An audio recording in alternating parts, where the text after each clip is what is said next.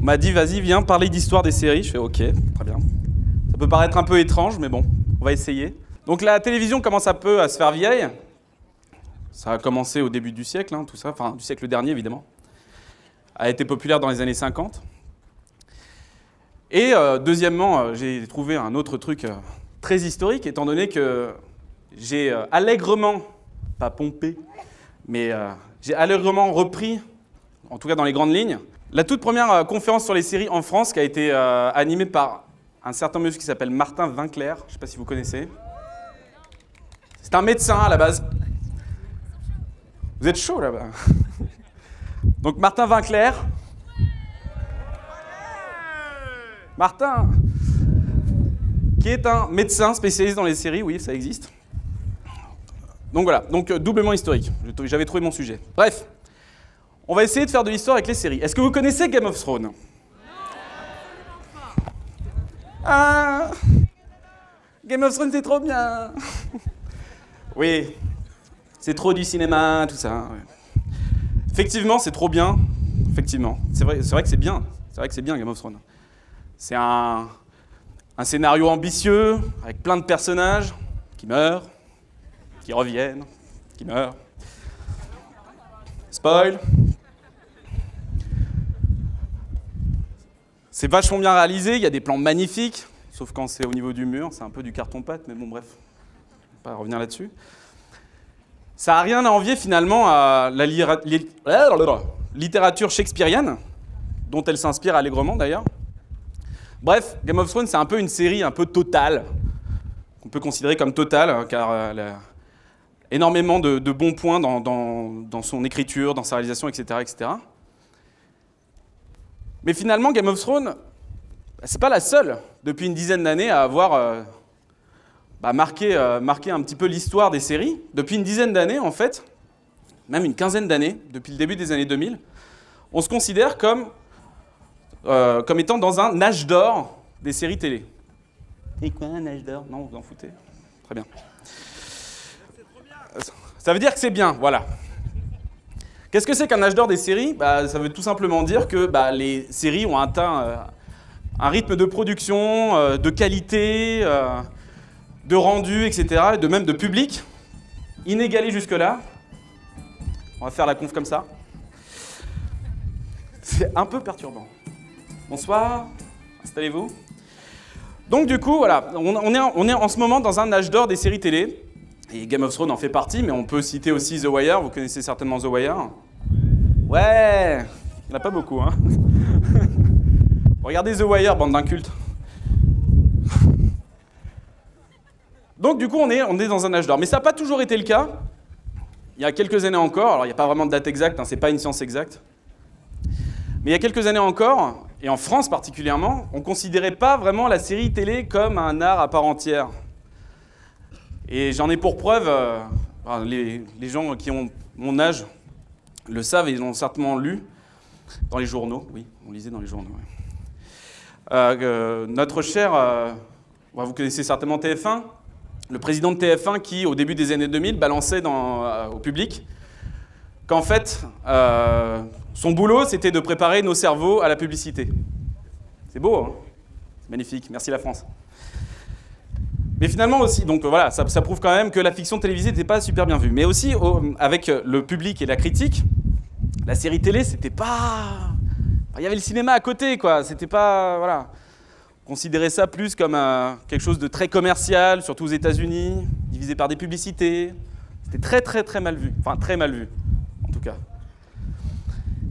Donc, ce que je vais essayer de faire, là, pendant cette conférence, c'est que je vais essayer de vous montrer qu'avant même ces années 2000 et ces lettres de noblesse qu'ont acquis les séries avec HBO, entre autres, même avant cette date-là, avec quelques exemples, je vais vous montrer que les séries télé ont toujours été un moyen d'expression artistique.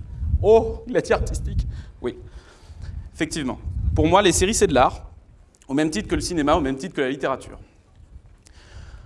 Donc, back in time, nous sommes en 1951. Vous n'étiez pas nés. Mentez pas. 1951, qu'est-ce qui se passe? On peut dater un petit peu la date de la première série télé, de manière un peu artificielle, hein, évidemment, mais la plus grosse, au niveau de la popularité en tout cas. la première série télé qui est I Love Lucy. Vous avez peut-être entendu parler de cette série-là? Non, visiblement non. Très bien. Vous suivez? Ah, je ne sais pas d'où ça vient, mais... Donc, I Love Lucy. I Love Lucy, en fait, à la base, c'était une émission de radio qui s'appelait My Favorite Husband. Si quelqu'un a quelque chose à redire contre mon accent anglais, je ne l'écouterai pas. My Favorite Husband, du coup, qui était une émission de radio. Et c'est pas anodin tout ça, parce que, en fait, dans les années 50, la télévision, c'était un nouveau produit, en quelque sorte. Tous les foyers n'étaient pas équipés. Et le but du jeu, en fait, pour les chaînes de télé, c'était justement de ramener les gens qui écoutaient beaucoup la radio à l'époque et de les ramener à la télé. Donc, qu'est-ce qu'ils faisaient? Ils prenaient les émissions de radio les plus populaires, donc My Favorite Husband en faisait partie, et les mettaient à la télé. Et il faut savoir que donc I Love Lucy, c'était deux personnes, un couple, dans la vraie vie et dans la fiction. Voilà. C'était Lucille Ball et Daisy Arnaz, deux personnes. Donc Lucille Ball qui animait aussi l'émission de radio. Et ces deux, Lucille Ball en particulier, a décidé en fait de changer la production d'une série télé. Elle était très populaire aux États-Unis à l'époque et elle s'est permis, justement avec cette popularité, d'imposer des décisions sur la production d'une série. Donc qu'est-ce qu'elle a fait? Historiquement, en fait, si vous voulez, quasiment toutes en tout cas, les productions étaient localisées à New York. C'était un peu l'endroit où on enregistrait tout ce qui était théâtre, etc. Parce qu'à l'époque, une fiction télévisée, c'était plus du théâtre filmé qu'une fiction télévisée telle qu'on la connaît aujourd'hui. Donc qu'est-ce qu'elle a fait? Elle a juste déplacé ça à Hollywood. Et ça paraît anodin aujourd'hui, mais c'est très important, étant donné qu'à Hollywood, évidemment, il y a le cinéma. Et elle s'est dit, au lieu d'avoir un plan fixe, une seule caméra dans un public, donc parce que tout était filmé en public, au lieu d'avoir une seule caméra qui filme un plan fixe, on va en mettre 3. Et ça apporte quelque chose de très important, qui est le montage. Le montage. Pour en donner un dynamisme, etc. Donc il y avait une production cinématographique avec des acteurs qui jouaient avec une spontanéité qu'on retrouve au théâtre et un public derrière. Et cette forme-là, vous la connaissez certainement tous, c'est la forme du sitcom. Vous avez tous entendu parler du sitcom? Oui? Ah bah quand même, réveillez-vous, merde, c'est pas possible. Bon, le sitcom, situation comedy. Et aujourd'hui encore, on a quasiment la même chose dans les sitcoms. C'est-à-dire que, bon, ça date un petit peu, mais Friends ou même The Big Bang Theory sont tournés en public, avec plusieurs caméras. Évidemment, la production a évolué, etc. Mais ces sitcoms sont enregistrés en public. Tu sais, vous vous dites, ah, c'est des rires en boîte et tout. Non, c'est pas des rires en boîte, hein, du tout. C'est un vrai public qui rigole. Alors évidemment, c'est repris en post-production, etc. Mais les rires que vous entendez dans un sitcom, ce sont des vrais rires. On va avancer un petit peu dans le temps. On se retrouve en 1957 ou 56, j'ai pas trouvé la date exacte, je crois que c'est 57. Une série que vous connaissez certainement tous, j'espère. Il n'y en a qu'un seul qui connaît The Wire quand même. C'est Zorro. Un cavalier.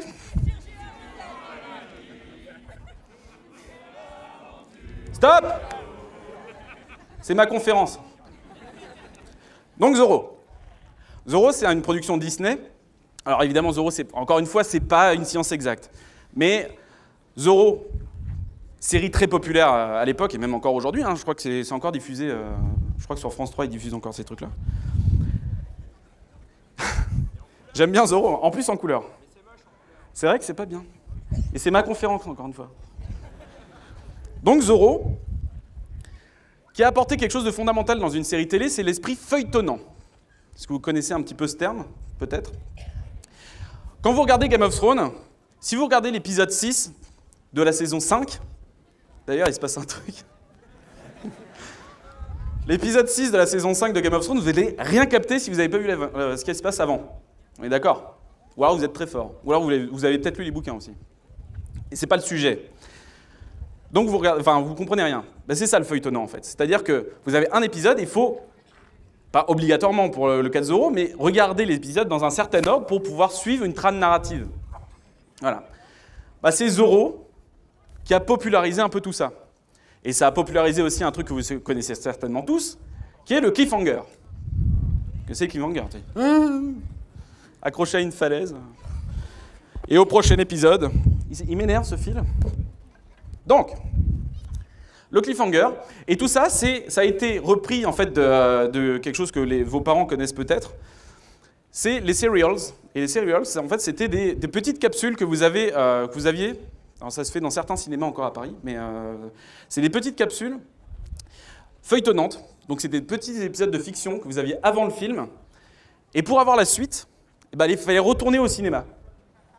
Voilà, c'était un peu... Voilà. Donc du coup, voilà, ça s'est vachement inspiré de ça, et Zorro a intégré ce truc-là dans la fiction télévisée. On fait un petit bond en avant encore une fois. On se retrouve dans les années 60, avec une émission que vous connaissez certainement tous. Attention, j'ai pris des exemples de ouf. Mission Impossible. Vous connaissez Mission Impossible? Pas la merde avec Tom Cruise, hein, attention. Les merdes. Bon d'accord, il en a fait quand même un de bien. Mission Impossible. Et là, ça montre bien aussi que la série télé, c'est quand même un dialogue et un moyen d'expression. Mission Impossible, qu'est-ce que c'est finalement?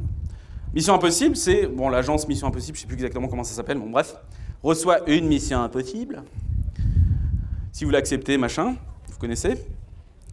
Ils organisent tout un pataquès pour coincer un terroriste, enfin ça ne s'appelait pas terroriste à l'époque, mais bon, bref, un dictateur ou genre de méchant, voilà, enfin des trucs simples, quoi. Ils montaient tout un spectacle pour le piéger, pour qu'il puisse avouer ses crimes, etc. Et tout était enregistré, voilà.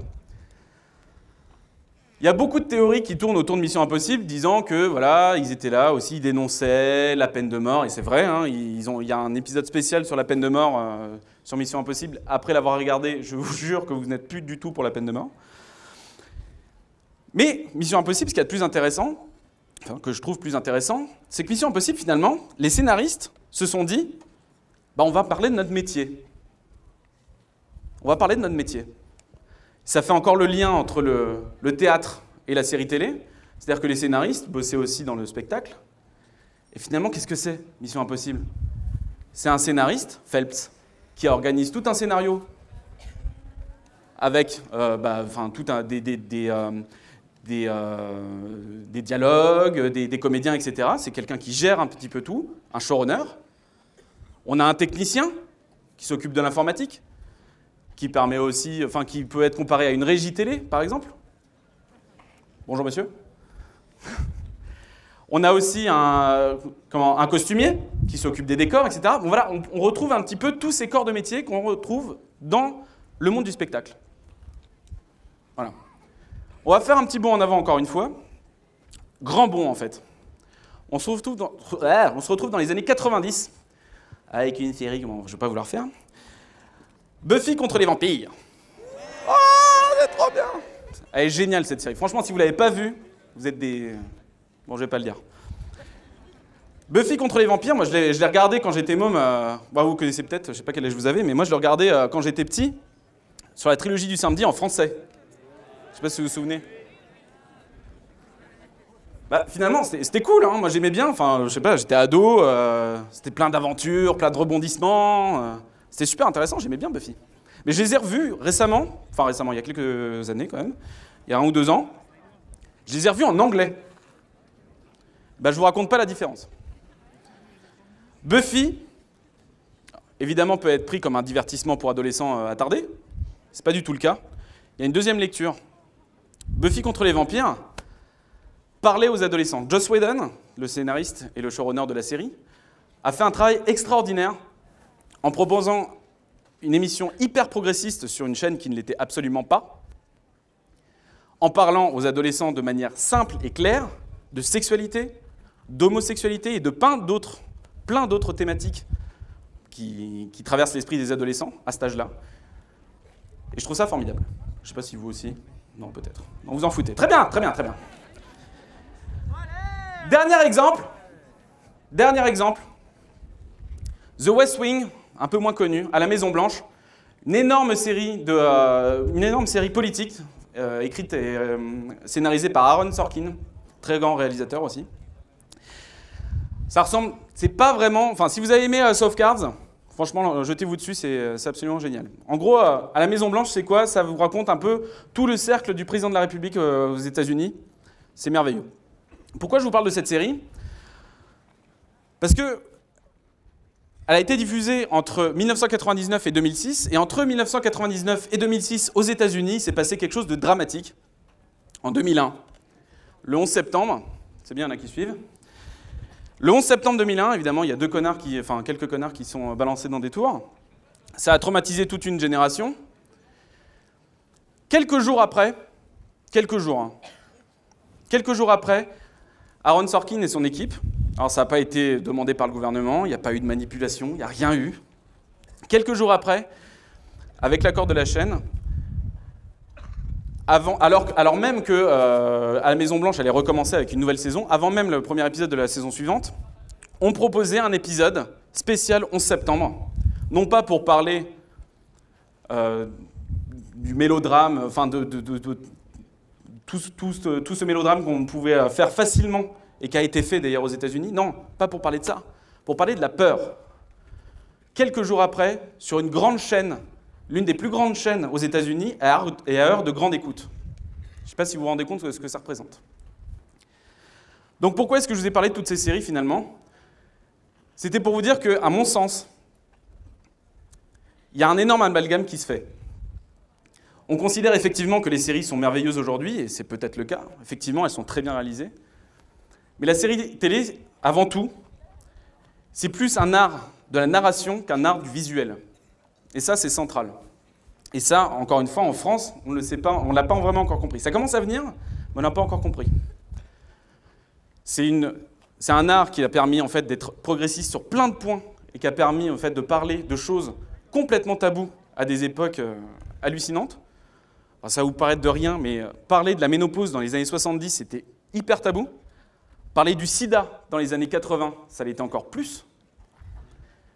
Donc si après ça, et je reprends une phrase de Martin Winkler, dont j'ai piqué un petit peu la conférence, si après ça on nous dit que les séries télé sont vendues au pouvoir, c'est réellement qu'on ne les a pas compris.